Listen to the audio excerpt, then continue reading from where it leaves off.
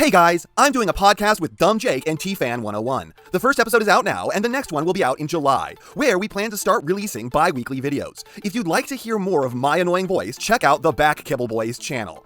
Also, man, my vacation last week may have been the most unrestful thing ever. I can't say too much about it yet, but I took the week off to probably work more than twice as much as normal, because I'm stupid like that apparently. And it doesn't help that last Monday, my body decided to betray me. There are people who thought the roast-a-mans of my own neck was me running out of ideas.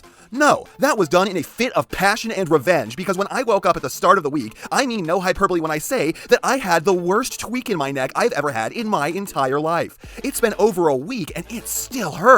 Though it's a lot better. The day it started, I couldn't even think enough to string 2 sentences together. It was a nightmare. But do you want to talk about running out of ideas? Because goddamn, Hasbro, these reveals may have been the saddest thing I've ever seen. Welcome to the Repaints-mageddon, starting with the GoBots repaints. I will fully admit, Green Warpath is a vibe, and I'm here for it, but Grapefruit Slice Gears is not, and I kind of hate it.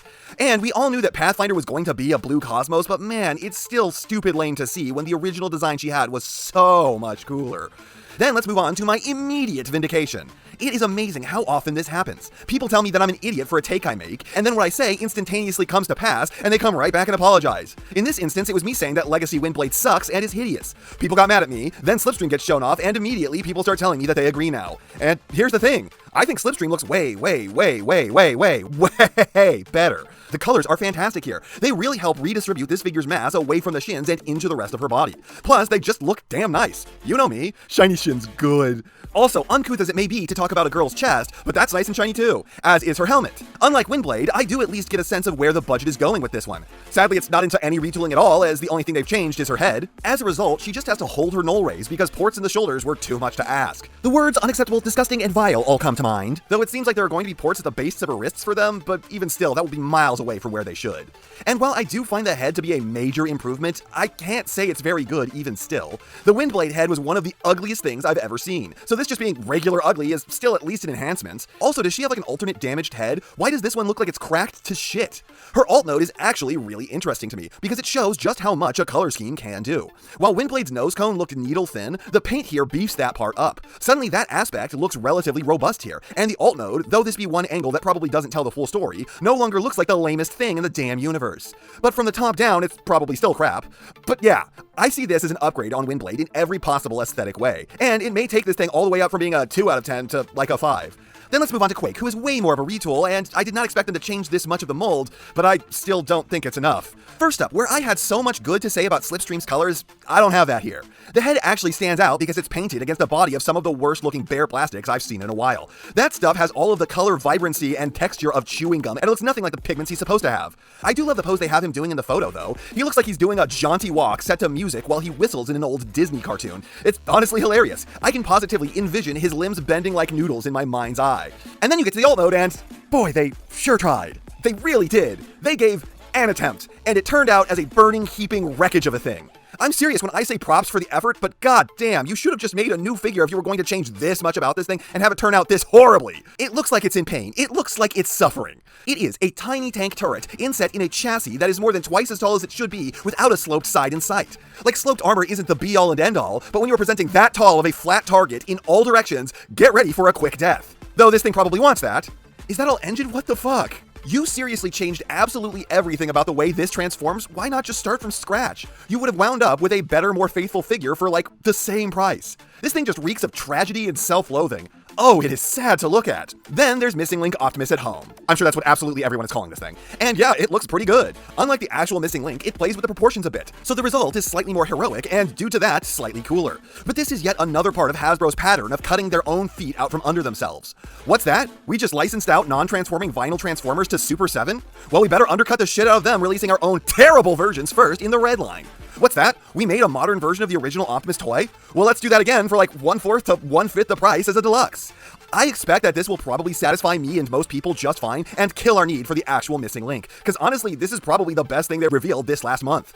It's got a clear matrix of leadership, and despite my usual exasperation at too many matrices, honestly, I'm just glad that they're doing something a little different with this guy, and I will commend them. It does feel like the original would have come with a clear one if the matrix existed back in '84.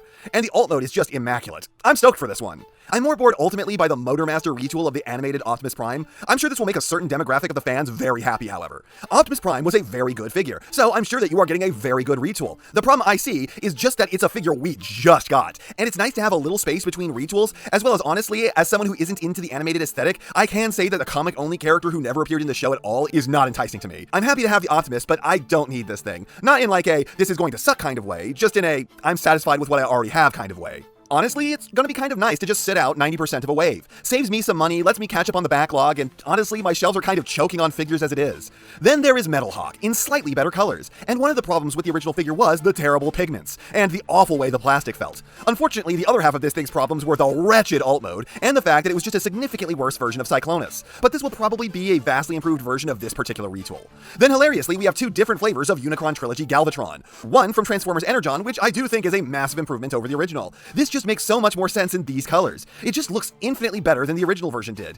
Now, the original version was not good. It had a bad, overly simple transformation with an alt mode that did not hold together well, and weak articulation, but like Metal Hawk, the colors are doing a lot for it here. Nowhere near enough to make me consider buying a second one, but if I was to have a version of this figure, I'd rather be at this deco over the one that I already got. And then with Armada Galvatron, it's kind of the exact opposite. I appreciate the retooled mouth to give it some character, but I do not like these colors at all. It is a cacophony of hues, and it just does not work. Like the excessively light tan with purple, off black, and magenta with gold accents, he looks like eggplant stew that you vomited back up. I have no idea what they were going for with these colors. I flat out do not understand. It doesn't look more powerful, it just looks like he dressed like an idiot. I will hand it to the tank mode though. It being almost entirely the tan gives it the kind of real life vibe that the original colors didn't. This almost looks like it's ready for some desert warfare, if you know, get rid of the burgundy barrel and side skirts. Yeah, this is a hard skip. Then you got Leader Soundwave, and what a fucking tragedy this thing is. Hey guys, it's the same thing we got before, but with one more cassette, so that makes it a leader. I've also received apologies for this too, after people saw that the buzzsaw it's coming with is mustard colored rather than yellow for some godforsaken reason. Also, awesome to see that we are getting a Siege Ravage again, likely the worst cassette Hasbro has ever put out. You absolute bastards. No retooling, the colors are wrong, just one more cassette and that's $10 more, if you accept the original overpriced nature of this thing when it came out in the first place, and 20 more if you consider it to be the Voyager that it at best actually is. Seriously guys, you couldn't fix the arms, you just couldn't fix them. They're sculpted entirely different from the rest of the figure and they have the vestigial landing gears on them. And guess what guys? You see that cool silver paint on them? Yeah, that's not actually coming on the real figure. That's going to be bare plastic. This is why I say stuff like, Leader Class Thundertron is an insult that makes Leader Class as a whole lesser, because it paves the way for this. The same thing you already bought with a badly handled repacked accessory, so pay us significantly more. Though I guess technically it's Rumble here who's the addition, and when that thing was sold on its own, it was for $10.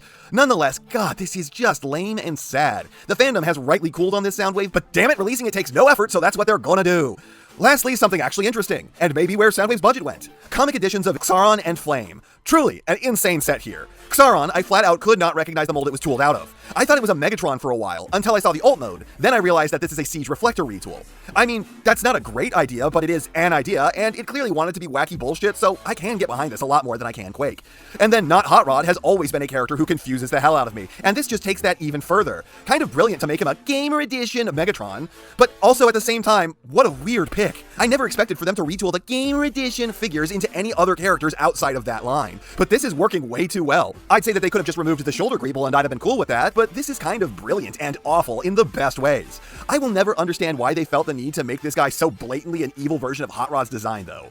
I'm not a Marvel Transformers comics guy, but this is working for me, and I'll probably buy it. I don't understand why this new subline seems to have my number so good. Anyways, these have mostly been a really boring set of reveals. A bunch of no-effort repaints that either make good figures look worse, or that makes terrible figures look better, but there will never be enough better that they can look to make me willing to own a second copy of them because the base molds were so lame. There's like one or two things that I'm like, yeah, I'll get that. And for the most part, I'm just sitting this wave out. And going by conversations I've had with a lot of you, that's something that I'm going to have in common with most people. Let's hope that the next reveals are actually exciting. And that's not half of what I have to say, but it's enough of what I have to say. And I know, you know, what everyone else tells you to do at the end of these videos. So if you liked what you saw here, please do that. And if you'd like to take it a step further, then please share this video with any friend you think may be interested. I hope you all enjoyed listening to me waste your time.